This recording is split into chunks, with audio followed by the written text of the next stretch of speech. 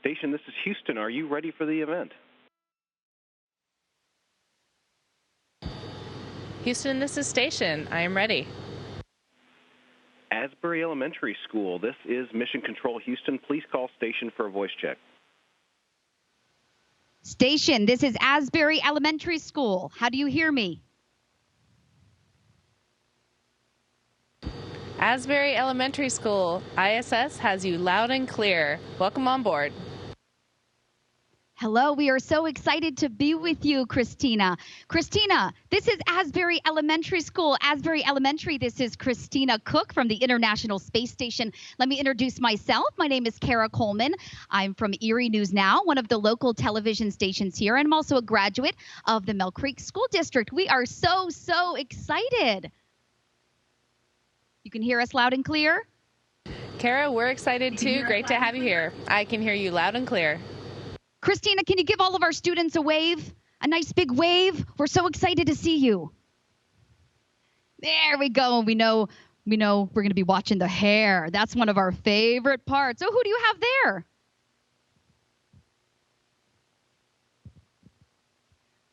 Up her little stuffed animals flying it back. This is our little buddy, the Earth, that keeps us company. He flew up here on a SpaceX mission, and he's been here ever since. I think I can see us all the way in Erie, Pennsylvania there. Okay, Christina, we're going to get started with our questions from our students. Are you ready? All right. I am ready. Abadea, and I am in 5th grade. My question is, why do you think being an astronaut is important? And what made you decide to be an astronaut? Why is it important for astronauts to land on the moon in 2024? Jaya, thank you very much for that question. I think it's important to be an astronaut because there have to be people that are willing to carry out our country's goals and the world's goals for human spaceflight and for exploration. So people that are willing to do the things that it takes to fly in space and to be stewards of places like this wonderful International Space Station, to carry out goals like conducting science in space and doing the things like spacewalks to keep up the space station in great working order. And it's also important to have people that are astronauts because those people can carry back to the Earth the experiences they have and share them with everyone so that everyone can participate in this amazing endeavor that we're on. I also do think it's really important for our mission to go back to the moon by 2024. It's not only going to inspire people, but it's going to be a great economic impact and an impact on our technology in the United States to really put us in a leadership position for future space travel. Hi, my name is Marcus Nukowski, and I am in 4th grade. My question is, how can a kid in elementary school prepare to train to be an astronaut?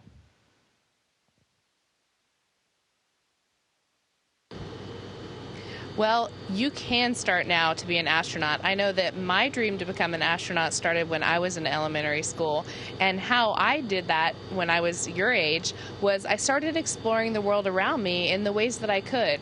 I got excited about my science classes in school. I did science projects. I explored in the woods a lot. I played outdoors.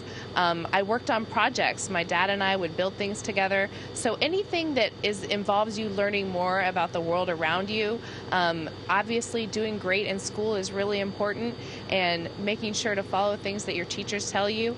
But just having that exploration spirit at this point is what's really important. Take a look at the world around you and think about all the things that you can learn about it. Hi, my name is Luca Montagna, and I'm in 3rd grade. My question is, can you describe what it is like to spacewalk?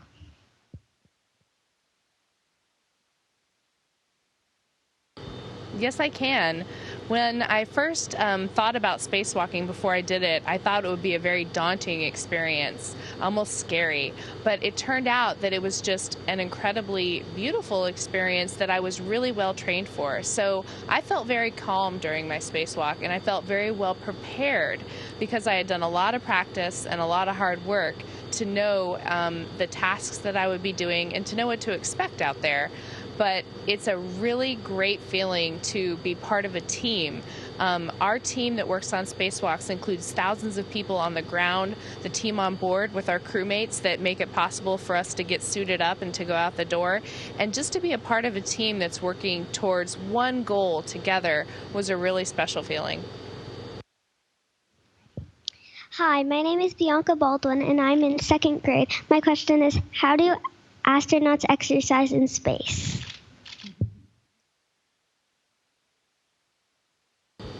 That is a great question. Now, on Earth, some of the ways that we exercise are normal things that you might think about: going for a run, lifting weights, riding a bicycle. And up here, without gravity, we can't even walk, much less go running. And lifting weights obviously wouldn't work because nothing weighs anything. So we have special equipment that was designed by people exactly for us to be able to exercise up here. Just like you might run on a treadmill on the Earth, we have a treadmill here too, but in order to make us be able to stand on it, we have to wear a harness that we then bungee down to the treadmill. So that gives us a feeling of weight on our feet, and then we can run. Now, lifting weights is even more complicated. They have to find a way to make resistance so that when your muscles pull, they have something to pull against. Something you could think about would be like large rubber bands that have a resistance to pull. And that used to be part of the types of machines that they would exercise with in space. But now we have a different way of doing it that is kind of like an engine piston with a vacuum inside, and it's hard to move it out. So that creates something for us to pull against. So we have specialized equipment here so we can stay healthy and exercise even in space. Christina, tell our students here at Asbury Elementary, how long have you been in space, by the way? I've been here for almost 3 months, and I've got about 8 more to go. Hi, my name is Nolan DeMello, and I am in 3rd grade. My question is, how does it feel when you go through the atmosphere?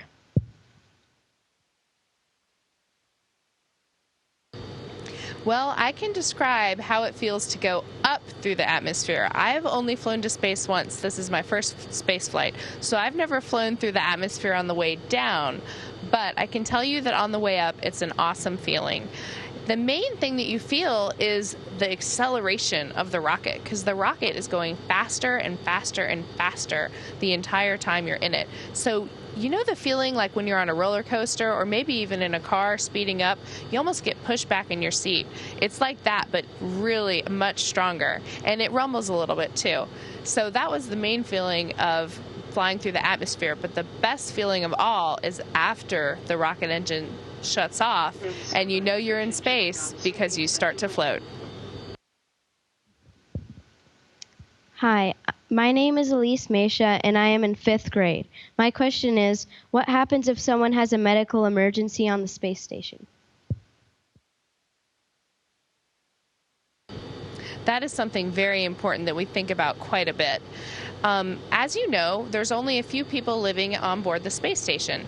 Now, right now, we're very fortunate because one of those people happens to be a medical doctor, so we have some expertise. But we can't always count on that. So not only are we all trained in basic medical delivering medical attention, especially emergency medical attention, we have special kits that we use. In addition, we have doctors on the ground in mission control waiting to be able to assist us in those situations. This is an example of our emergency medical kit. And if we open this up, it has everything you need to take care of a trauma situation. So we feel very safe and very well prepared if that were to happen. Hi, my name is Charlie Moss, and I'm in 3rd grade, and my question is, how do you do laundry in space?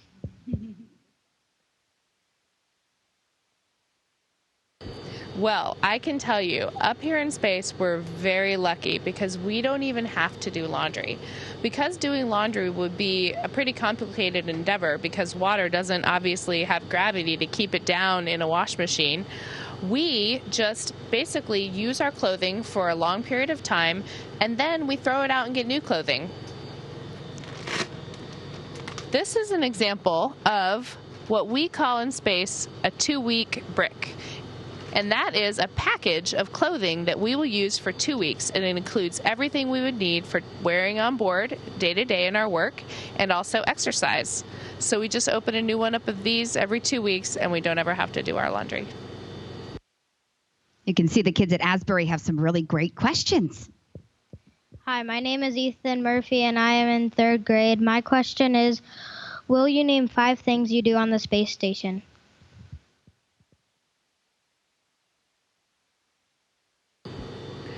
5 things that we do on the space station. That is a great question. Well, in a lot of ways, what we do up here is just like regular life, like you all have down there. So I would say, number 1, we eat meals. We have breakfast, lunch, and dinner up here, just like everybody else. And we can talk about that in a little bit. The second thing we do is science. So because the space station exists in microgravity, we have the opportunity to do a lot of special science that cannot be conducted on Earth. So our primary focus here as astronauts is doing science. Another thing that we do is maintenance. We have to keep the station running healthy at its peak performance. So we're constantly upgrading things, fixing things, doing preventative maintenance on things, and that's another part of our work day. Number 4, we sleep. So just like you guys, every night we go to sleep and we have very peaceful sleep here, in my opinion. I actually sleep really well in microgravity. And again, we can talk about that a little bit more later. And another thing we do is we call home. We keep in touch with our friends and family at home. We're able to do that actually by phone. There's a special way that we can call where the phone call actually goes through a satellite all the way down to Earth and ends up as a regular phone call of our loved ones. Hi, my name is Michelle Petruso. I'm a special education teacher here at Asbury, and I have my friend Hayden Pringle, and he is in 2nd grade, and I'm going to read his question for him. And his question is, do you think a disabled person will ever be able to go to space? Thank you, Kaden. I absolutely do. I think that there's no reason that someone who is disabled, differently abled, or challenged in different ways wouldn't be able to thrive here in space and find a wonderful way to contribute here. One nice thing about the space environment is that it's an opportunity to see different ways of doing things. For example, some of the things that might make you really well-abled on the Earth actually don't necessarily help you here in space. For example, if you're a really fast runner, that doesn't necessarily help you float around in space. So I think space is actually an opportunity where we can discover that every different way that we are abled can be an advantage depending on the environment. Hi, I'm June Gilroy, and I'm in 1st grade. My question is, do you have phones in space, and do you have good signal?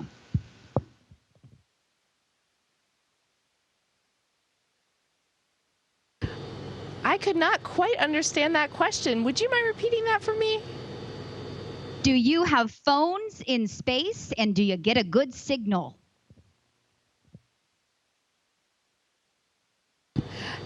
Now I gotcha. We actually do not have phones like you think of, ones that you would hold, but the really smart software engineers down at NASA have figured out a way to actually use our computers as kind of like a phone. So what we can do is we just bring up a piece of software on our computers, and it even looks like a picture of a phone, and we can call people that way. So on the Earth, the people pick up their phone just like it's a regular phone call, but really it's me in space and my computer with a headset on. Hi, my name is Olivia McVeigh, and I'm in 2nd grade. My question for astronaut Christina is, how do food scientists decide what types of food to send astronauts on the space station?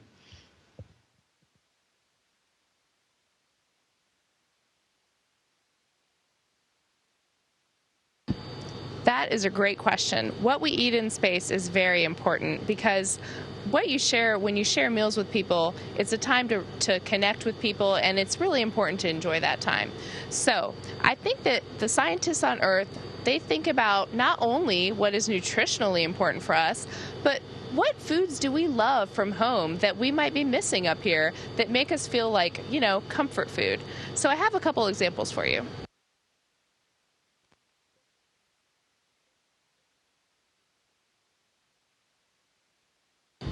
Most of our food is dehydrated, and it comes in packets like this. Now, how many of you all like hamburgers? I can't hear you, but I bet you guys do. So I'm going to show you a space burger. First thing we do is open up the packet, and then there's another packet inside that is designed for us to be able to add water to it to rehydrate it. So this is what a dehydrated burger looks like.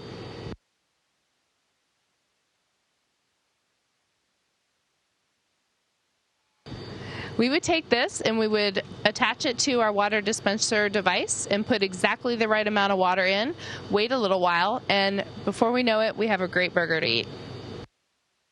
Mixed reaction whether or not they'd try it. Okay, our next question. Hi, my name is William Swan. I am in 4th grade, and my question is, what does water feel like in space, and does it feel different?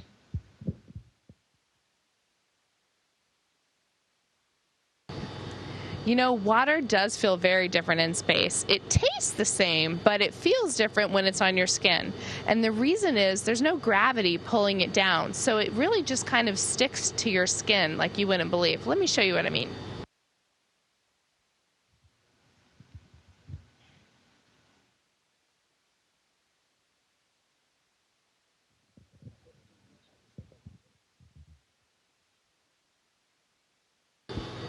This is a water packet.